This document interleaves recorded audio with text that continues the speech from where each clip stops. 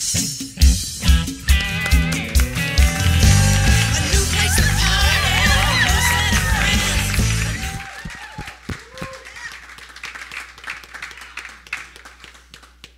it is good to have you here.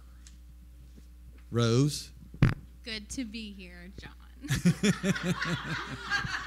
Truly good to be here. I told Glenda, who was going to be on the show this morning, and she said, Rose Van Dyke. I said, well, I think she has another name now. You've been married. Yes. Tell us a little bit about yourself. Have you been in Washington Courthouse your whole life? Yes, I actually grew up in New Martinsburg. It's a little town closer to Greenfield. With my parents, I was adopted when I was 9, a foster child since I was 4 weeks old. So I was glad to have a family who grew up in the church. It was it was a great experience to learn things early. It was good that I was loved by people who spent their time around people who were in fellowship with Christ, and I learned a lot by being in that situation. So yeah, isn't it amazing how even as a little girl, God had your life all planned out? Yes. It was all prepared for you. It was very good. Yes. Did you go to school here? Yeah, I went to Trace, and I graduated in 2000. Wow. Okay. Yes. Now, what's your profession? I work in retail. I'm in retail management. Right now I'm in Cincinnati. I work for BCBG, Max Azria. We sell clothing, really nice women's clothing. I have a couple of stores now that I've taken over, training their people and getting them into the right positions. And I have a lot of people underneath me looking to me for answers. So, well, that's good. Yes. The Lord raised you up so you can give them answers. Yes. How long have you been doing this? I've been in retail for like 13 years, but I've been at this current position for 4.5 years. How'd you get involved in that line of work? Well, I needed a part-time job in school, and I just started, and it was never something that I was like, oh, I want that to be my career, but it ended up being something that I love doing. I touch people's lives on a daily basis, and I see people from all over the world, and I love that I get to do that and to make a difference in somebody's life, and women make them feel very beautiful about themselves. So. With nice, expensive clothing. And it is expensive. That makes it good. It does. Yeah.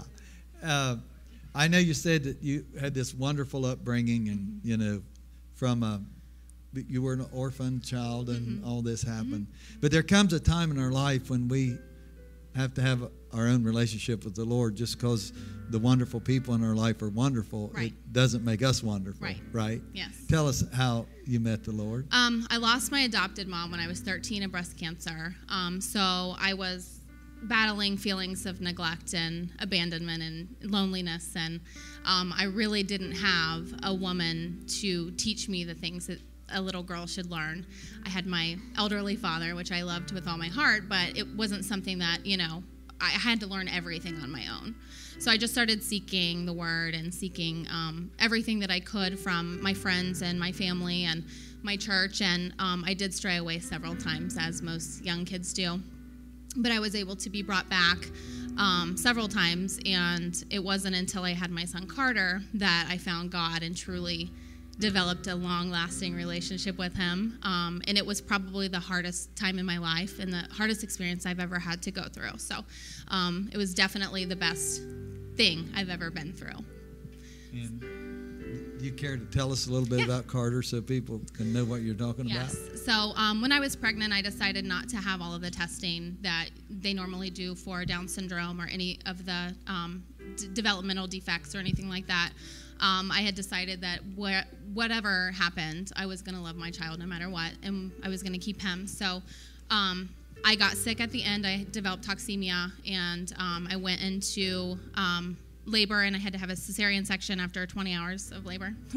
And he came early. He was 4 weeks early, and which is normal for a lot of children to be born early.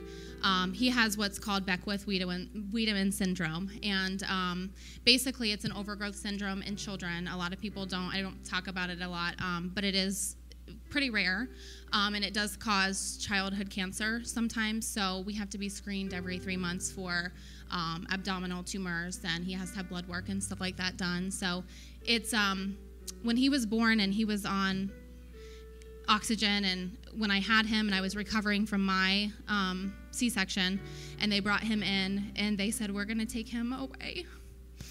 It was so hard because my baby belongs with me, and they took him away, and I was separated from him for 2 days, and while I was recovering, and I just prayed. There was nothing else that I could do. God was the only thing that could get me through it, and it was definitely hard.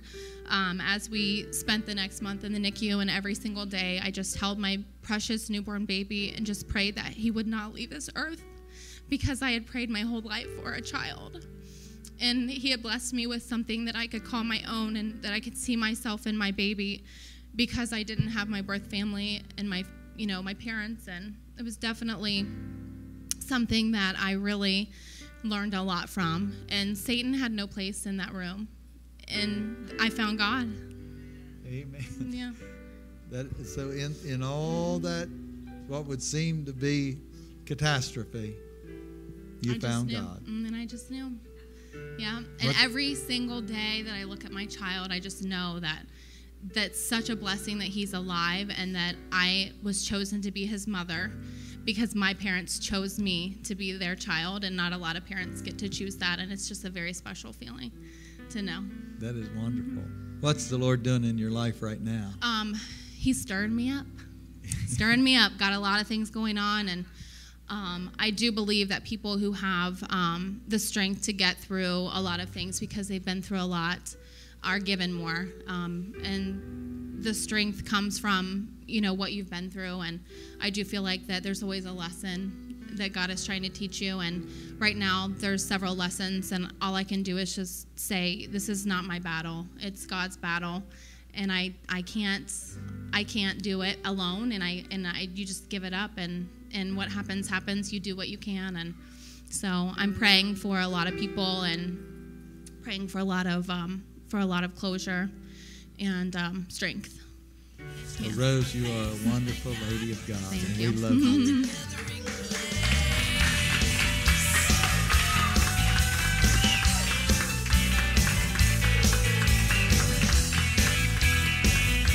You still have time to jump in the shower and be with us this morning at 10:30, Washington High School Gymnasium. We'll give you a cup of coffee, juice, or a donut.